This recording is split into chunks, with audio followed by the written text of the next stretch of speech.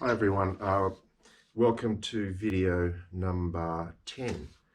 This next 2-week project will be a transcription, which is a drawing, possibly progressing to a painting of a masterwork.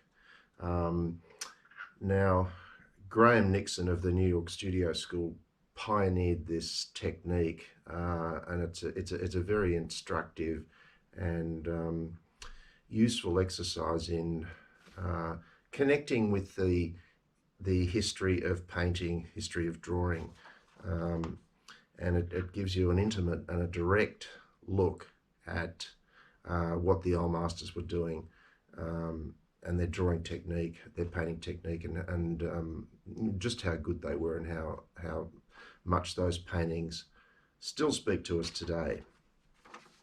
Now, what you'll need is a sheet of paper like this. This is just a standard cartridge. It's not an expensive cartridge paper. You'll need vine charcoal or willow charcoal, a stick of willow charcoal. That's probably a good size to start with. The smaller stick works really well for detailed areas. And white plastic eraser. You can see that's had a bit of work. It's no longer white, but it started off that way. Workable fixative, that might come in handy as well, particularly if we progress this to pastel, coloured pastel, and or paint over the top. Okay.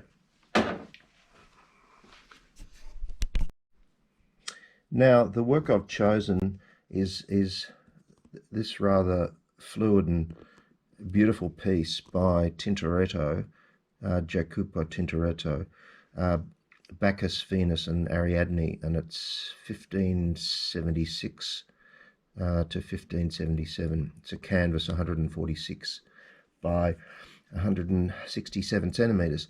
So the reason I've chosen this is because it's going to bring into play my figure drawing, and I think it's the positive and negative shapes and the pictorial forces that are operating within the painting are such that I think I could progress it into my own image. In other words, learn from what the artist is doing, but at the same time progress it into something that has my signature on it.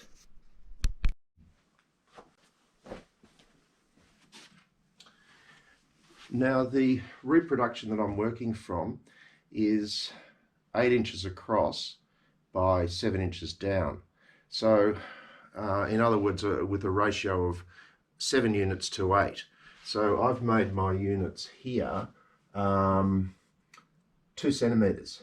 So in that way, I've got the proportions of the reproduction of the painting reasonably accurate before I start. Now you notice that I've come inside the external perimeter, and that's going to give me some wiggle room in case I need to move out and adjust the proportions, etc. during the the duration, throughout the duration of the drawing. Just gives me that little bit of extra space, and I can isolate the whole image. So that's really how I've estimated the size. Normally I just do it freehand, and then as the drawing comes together, the external parameters seem to come together as well, which is an interesting technique. The other technique, of course, is to grid everything up into highly accurate squares and do it that way, but that's a really big disincentive, I think. It's time consuming, and it really does prevent you from being from any type of immediacy in your mark making. And particularly a painting like that, there's lots of arcs and arabesques and wonderful movements across the run of the picture plane, which you just won't get if you grid. You'll just be copying these tiny little marks with no energy, no life force in them. So So this, in terms of measurement, that's about as far as I would go. The rest of it I would do with my eye and freehand.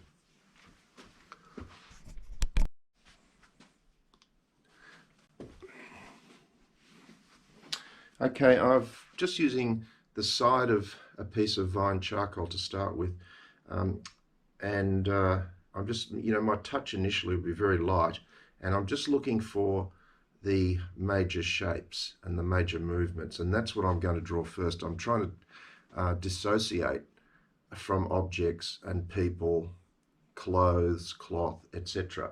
I'm really just looking for the dominant pictorial forces as they move across the surface of the picture. Something that'll help you do that is to turn the reproduction upside down. That helps you to disengage from the imagery and concentrate instead on the forces.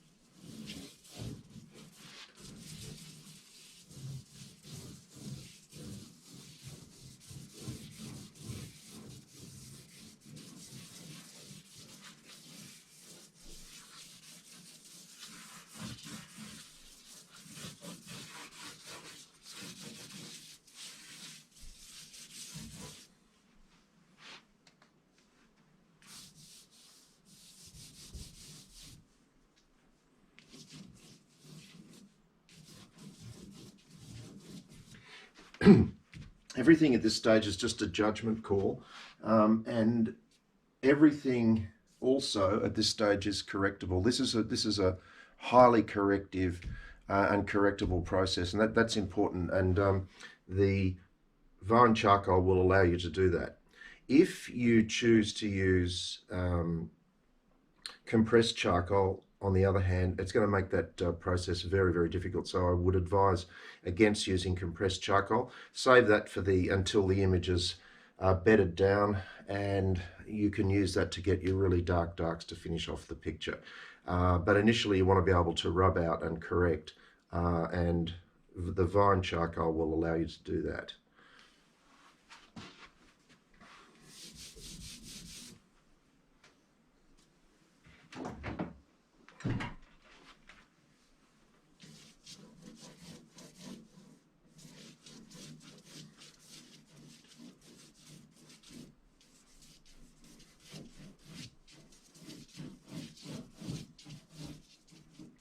So working upside down here, I'm just looking at shapes, movements,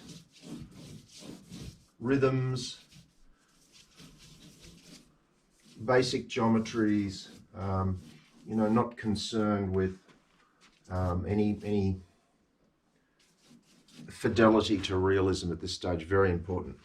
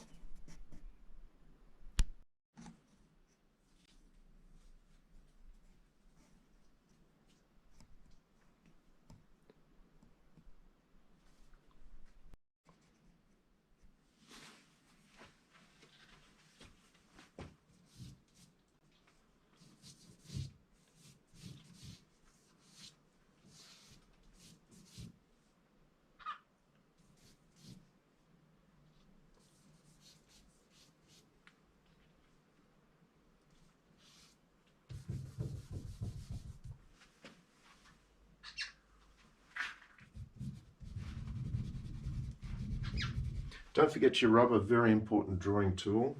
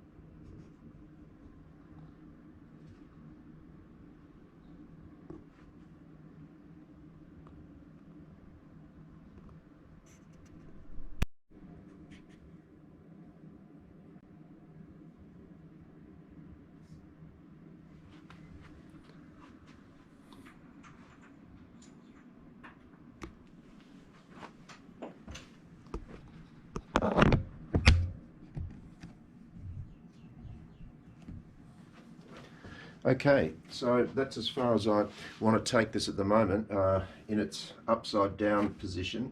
So I'm now going to turn it up the other way, and this is always a pleasant surprise to see what has become of the drawing. So let's have a look.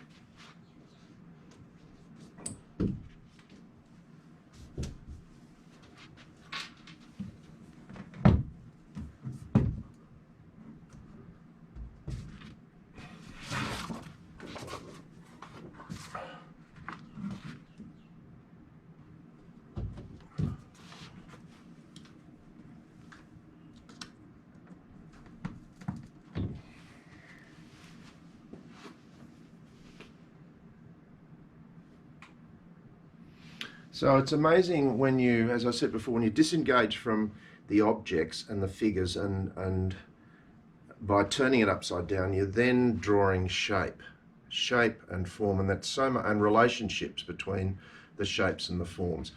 As soon as you give it an identity, like I am now doing a person, there's a psychological barrier to to reacting instinctively to what you're seeing. So great way of starting. Now from here, I can make the decision to continue developing the drawing, or I could put some clear gesso over it and start painting it in order to make it something more that's about me and my aesthetic, rather than about Tintoretto. But it's a terrific method.